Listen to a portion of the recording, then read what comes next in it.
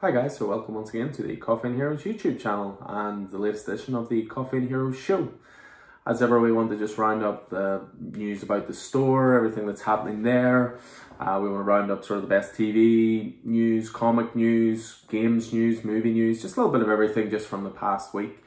We are a little late in coming back this week. We do want to try and make this content as weekly as possible, but obviously last week we are back. Yay! Great to be open again. The feedback has been fantastic. We had a really busy week. Actually, our busiest week, of all time in history of the store. So it's great just from that point of view. We had, lots of people excited for us to be back. Lots of people just glad to see the store doing well, and that's, a testament to the community that's been built there, and the regular custom we get. And yeah, it was just wonderful to see, just smiles on everyone's faces that we were back open. And, we always want the store to be a place that people look forward to coming. We want it to be a place where people feel safe and comfortable and they can chill out and, geek out as much as they want. So from that point of view, it was a great week. It was a massive week, certainly in terms of releases as well. We sort of came back with a bang with, Dark Knight's Metal coming back, which was huge. With Batman 93, which was pretty damn big as well. Green Lantern 80th anniversary. It was a big DC week, and also a lot of good indie titles as well. Things like Ludocrats, things like Once and Future. Then there was Die, of course, coming back, number 11. So loads of really big releases, which was great to see. We sold out of nearly all of them. So there are top-ups coming this week for a lot of those titles, just in case you missed out. One of the reasons being that this week's releases, there's not quite as many. The positive thing is we are back to weekly deliveries, but it's almost like DC and to a degree Marvel front-loaded last week, and this week there's next to nothing coming in. The list I have to my side here is nearly all indie stuff. There are a few exciting things to look forward to, certainly with indie. You've got the second issue of The Boys, Dear Becky, coming this week. You've got a new series called Dead Day, Spy Island, another new series. Got Ghostbusters Year 1, number 4. We've got Nail Biter Returns, number 2, really enjoying that. We've got Negan Lives coming in, which was the surprise Walking Dead title that was announced. We got a little bit of Star Trek Year 5. We've got Rick and Morty Presents The Council of Ricks. So there is good stuff coming this week, but there's not a lot of releases. So certainly in terms of pull lists, last week there were huge ones for people. I mean, myself alone, I think I was 43 titles last week. That may have been me giving into variants a little bit as well. Certainly with Metal and Batman and so forth, but this week is almost the week people can catch up. It was a big week last week, but not so much this week, and then we'll look forward to seeing the releases for next week. Things are still moving around quite a bit here and there, so the one good thing actually this week, I should say, release-wise, is anybody who's on Flash. We've been chatting to them in store. Diamond in their eternal wisdom sent us issue 754, issue 755, and issue 756, but no 753. That is coming this week, so people can catch up, which is good. So yeah, just positive feedback, really good week all around. We also set up with a new supplier for merchandise, statues, figures, all that kind of good stuff.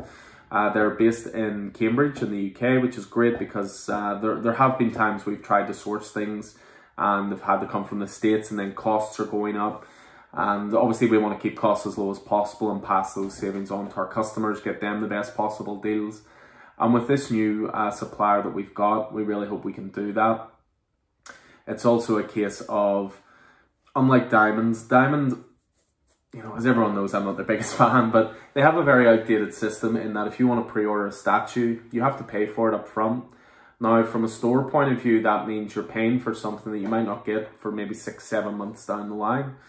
And then, obviously, with everything going on at the moment with DC and Diamond, it looks like DC are going to pull all their figures away from Diamond as well.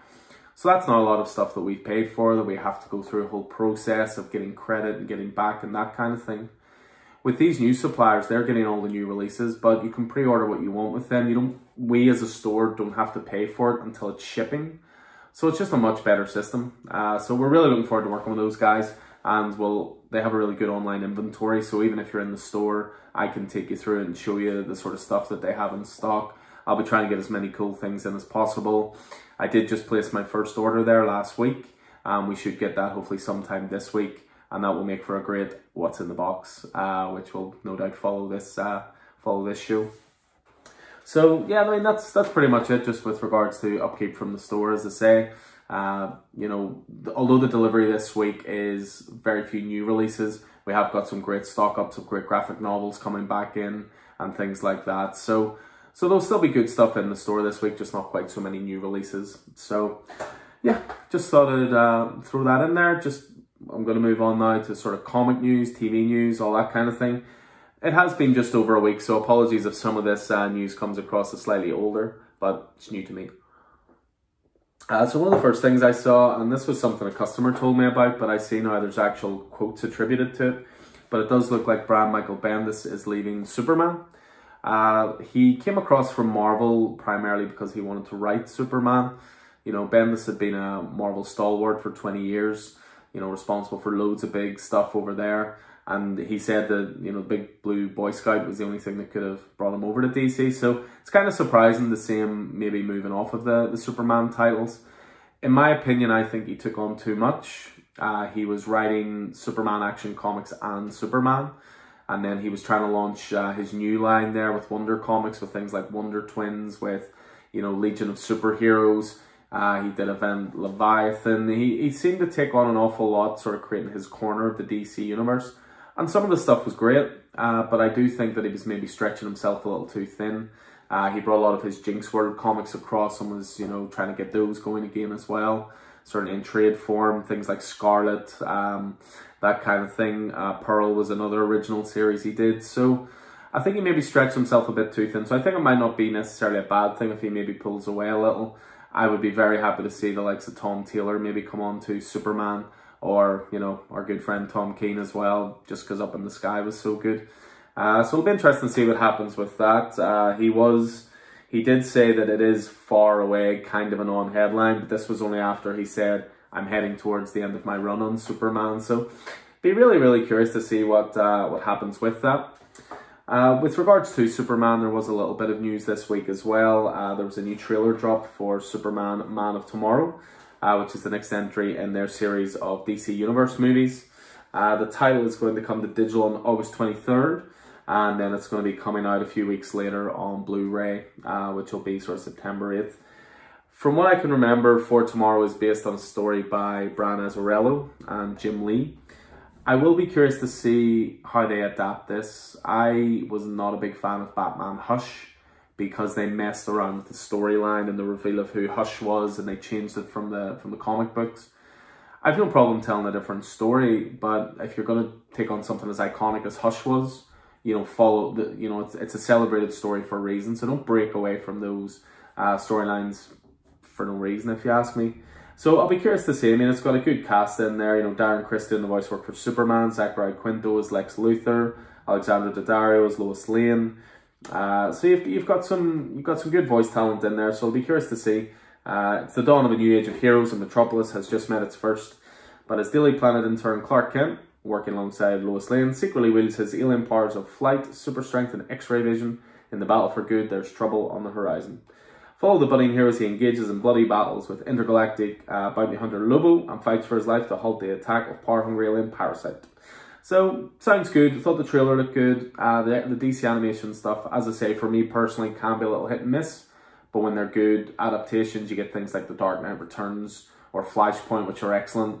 But then you get the other side of that, which I'm, you know, again, it's just my opinion, but I'm not a fan of Batman Harley Quinn. I'm not a fan of Hush.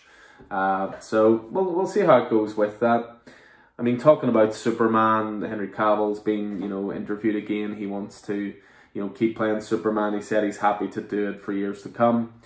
There has been a lot of rumours of him making cameos in the upcoming Black Adam movie with The Rock, with the upcoming Aquaman 2 as well. And obviously with the Snyder Cut getting its, you know, getting its momentum, maybe there's a case for, you know, giving us more of Cavill as Superman. Give him his own movie. I think he could be great in the role, to be honest. I've really enjoyed his work so far, but I'd love to see just an outright fun, hopeful, optimistic Superman movie. So that could be something to look forward to. One story which did throw me a little bit, which, just as I mentioned, the Snyder Cut, is the potential. Now, I take this with a pinch of salt. The first place I saw this was Cosmic Book News, which can be, you know, known for writing sensationalist headlines that maybe aren't necessarily true, but I have seen it backed up a few other places, so there might be some credence to this. And it was the idea of Ryan Reynolds returning as Green Lantern in the Snyder Cut. Now, I don't know if you remember, but when they were first starting the advertising for Justice League, they had a poster with Aquaman, and it said Unite the Seven. And when Justice League came out, there was only 6 in the Justice League. So could that 7th be Green Lantern? Could that 7th be, you know, Martian Manhunter, who Zack Snyder has confirmed has been in the background as Captain Lennox in Man of Steel and, you know, Batman v Superman? I did see a cool little clip of Ryan Reynolds at a Comic-Con in Brazil where he was talking about, you know, this ragtag people getting together and forming this super group. He was talking about his movie Six Underground, which, by the way, is good fun and on Netflix. But he sort of made a joke, first of all, going, and yep, that's what's coming soon, guys. It's the Snyder Cut. So he actually was, you know, that came out of nowhere in itself, but they are starting to again get a bit of momentum that this might be true. Green Lantern itself, I don't think it's a bad movie. I don't think it's a great movie, but it's probably better than you remember. There's, you know, some of the effects are a bit dopey. I do think that they rushed the storyline a bit, but I thought Ryan Reynolds was great. Hal Jordan. I really like Mark Strong as Sinestro. I really like the Green Lantern effects. I like the stuff on Oa. It maybe deserves a second look, guys. If you're looking for something a bit different, I really liked it. It's not amazing by any stretch. You know, it's not even probably the top 10 of, you know, DC movies, but it's a lot better than you might remember. The guy who directed it, Martin Campbell, is you know, a renowned director for rebooting or restarting new universes. You know, he did it with GoldenEye for Bond. He then did it again with Casino Royale for Bond as well. So give it a go if you're, you know, just switch your brain off. But as I say, I think he's actually great as Hal Jordan. And it'll be an interesting little sort of cameo, I would say. And if that does turn out to be true, it's also linked to this item of news which came up last week, which we've had a few conversations about in the store, which is always fun. But it's the idea of Michael Keaton coming back to reprise his role as Batman for Flash. The Flash movie has long in development hell. It's had setback after setback. Directors have stepped away. Writers have stepped away. After Justice League underperformed, it got put on the back burner. Ezra Miller's had his problems in the press. So it's really been put back. So it almost seems like they're trying to put something positive on it and get people excited for it. And it was the idea that, you know, Michael Keaton, who of course was Batman in both of the Tim Burton movies, pardon me, will come back and actually be Batman in Flashpoint in some capacity. I personally, I'm not a fan of those Batman movies, as anybody who knows me well knows. But it's an interesting, I do like the nods to the past. I do like that it's not always about what's shiny and new, and there's respect for the past. And DC and Warner Brothers have been good about this, certainly through the Arrow and Flash shows, and, you know, casting people who helped, you know, make these types of things a bit more fashionable. So I'll be curious to see what to do with it, certainly with Keaton being in the Spider-Man universe as well, and maybe being part of the Sinister Six with upcoming Spider-Man movies as in his role as Vulture. So we'll see, but there does seem to be a lot of excitement for that. One piece of sad news that did occur last week, and just following up from Batman certainly, was the death of Joel Schumacher. Now, Joel Schumacher has become maybe a little bit of a punchline for, you know, the Batman and Robin movie, which was, by his own admission, a bad movie, but, you know, he was steered by the studio heads above him that wanted to basically put as many toys into the movie as possible. I'm a big fan of Batman Forever. I think of the first 4 Batman movies, it's the best. I think that it's interested in being a Batman and a Bruce Wayne movie rather than being a Joker movie or a Penguin movie or a Catwoman movie. It actually explores the psychology of Bruce being Batman, and I'm a big fan of it. There's one or two clunky little things here and there, and I do think Tommy Lee Jones is wildly over the top. You know, he plays Two-Face, he doesn't play Harvey Dent. You know, that's one of the things I do like about Aaron Eckhart in The Dark Knight. You see as much of Harvey Dent in it as you do of Two-Face, and I think that's what you need, especially for that character, given the duality of it. But in Batman Forever, Tommy Lee Jones just took his, you know, cues from Jack Nicholson's Joker and went as over the top as possible. So But Batman Forever I thought was a great movie. I think Joel Schumacher made tons of other great movies as well. Lost Boys is another example. There was a really good movie he made actually called Phone Booth with Colin Farrell, which I really dug. You know, he did lots of good stuff. Flatliners, Time to Kill, St. Elmo's Fire. So it is a shame that, you know, his name will be so synonymous just with Batman and Robin because of the sheer dire nature of the movie. But, you know, years later, he even apologized for it. So at least even he wasn't trying to defend it, you know, that kind of thing. But yeah, it's a shame to see, and, you know, rest in peace. Moving on then to a few other bits and pieces of news I thought were quite interesting. So you've got some new photos up from The Old Guard, which is coming on to Netflix soon. I believe it is on July 10th. I've mentioned it on the show before. This is an adaptation of a Greg Rucka and Leandro Fernandez graphic novel comic series called The Old Guard. Charlize Theron is the main character in this. Really looking forward to this. First trailer was promising. The photos, the more they go through it, I have to say, looking good. Keep an eye out for that, guys, because obviously with cinemas being the way they are and movies not coming out in the traditional method, and let's be honest, we've been used to a glut of superhero movies every year for probably the past decade plus. So it's actually a lean year for it now. The Black Widow's been moved back and Wonder Woman's been moved back, and will it ever get released? New Mutants has been moved back. So keep an eye out for this, and if you guys enjoy it, it's one that we keep in the store at all times if you want to see the original material. It is a thoroughly brilliant book, and again, it's one that we covered on our podcast book club as well, which you can find and have a little listen to as well. So what else we got? We had a little bit of Jai Courtney talking about Suicide Squad, talking about how it's going to have a slightly different flavour to the last movie. Maybe that's because an advertising company is not going to edit the movie and take it away from the director, but that's another story. James Gunn, a lot of faith in him for this, I have to say. So I'm looking forward to Suicide Squad. I know it's not until way next year, so you'd like to think that's a release date that won't move. What else did I see? One big bit of news, certainly for you older watchers and readers out there. The Boys is coming back. It has a release date of September 4th. So what they're going to do is they're going to launch season 2 with 3 episodes on September 4th, and then the remaining 5 episodes will come on once every Friday, right up until October 9th. I love the first season of The Boys. It was fantastic. It was produced originally by Seth Rogen and Evan Goldberg, and they did the Preacher adaptation. And while I thought Preacher wasn't maybe as accurate as it could have been, they did make some changes. The Boys seemed pretty nailed on. Now, the big change certainly for The Boys was wee Huey, who, you know, is, you know, a British character. He's modelled on the looks of Simon Pegg at the time in the comic books. In this, he's very American. But I thought he actually played the role really well. Other than that, I thought a lot of the stuff they stuck to really closely.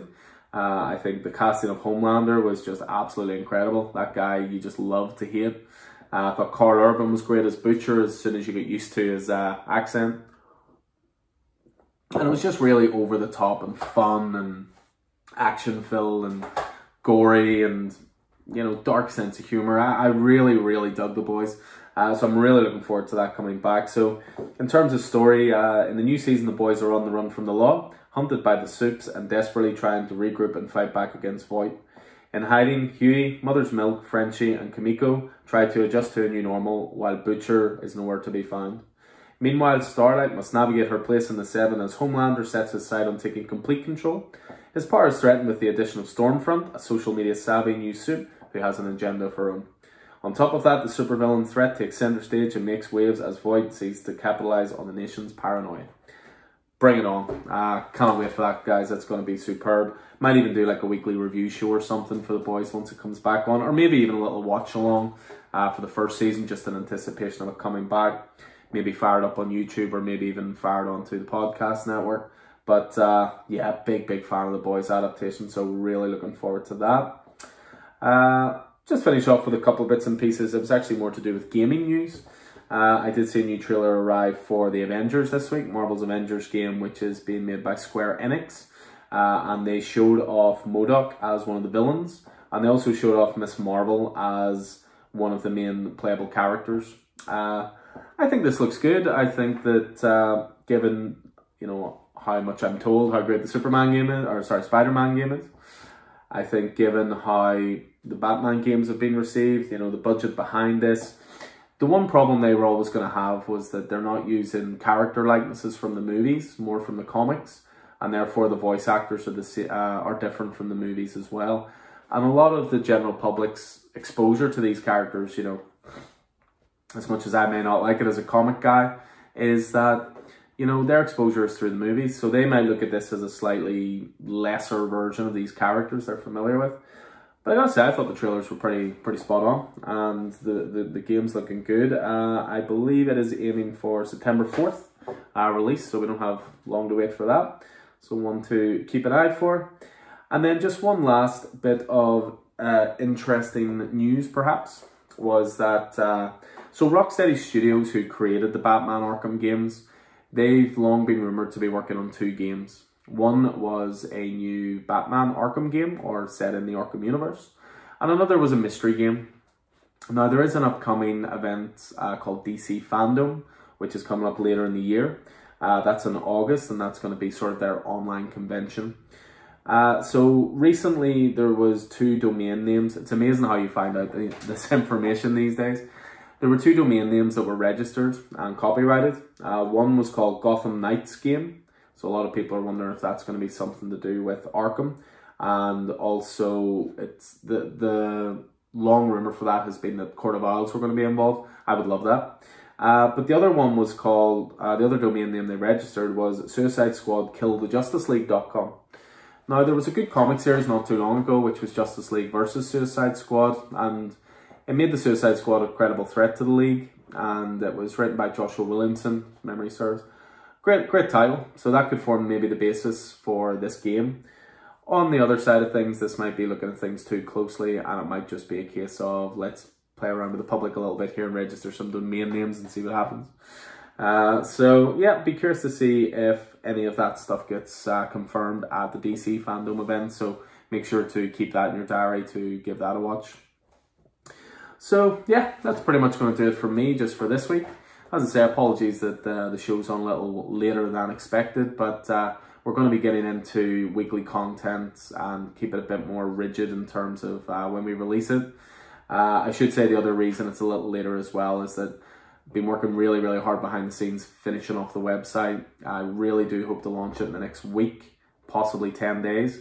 But once we have a confirmed date, I'm going to let everybody know on that. We've got tons of great material going on there, all the YouTube stuff, all the podcasts. We're getting different writers in to do different articles and news and reviews and features. And then, of course, the online store as well. So keep your eyes peeled for more news on that, guys. We're really close to getting it good to go. It's maybe taking a little longer than I first expected, but I maybe underestimated the sheer amount of work that needed to be done to make sure it launches right. So keep an eye out for that, guys. As ever, follow the store and all the usual social media stuff. You can find us on Facebook, Twitter, Instagram, obviously on YouTube, and through our podcast network as well, through SoundCloud, iTunes, Spotify, and the rest. So we had a recently added starting points on there of Spider-Man, which my podcast and buddy and good friend Keith did for Spider-Man. 3 titles if you're new to the world. Listen to it for the second time today. That man has some dulcet tones, so give that a listen if you enjoy. But that'll do it for me for this week. We'll look forward to seeing you again next week. Once again, store is open. We're all ready to go.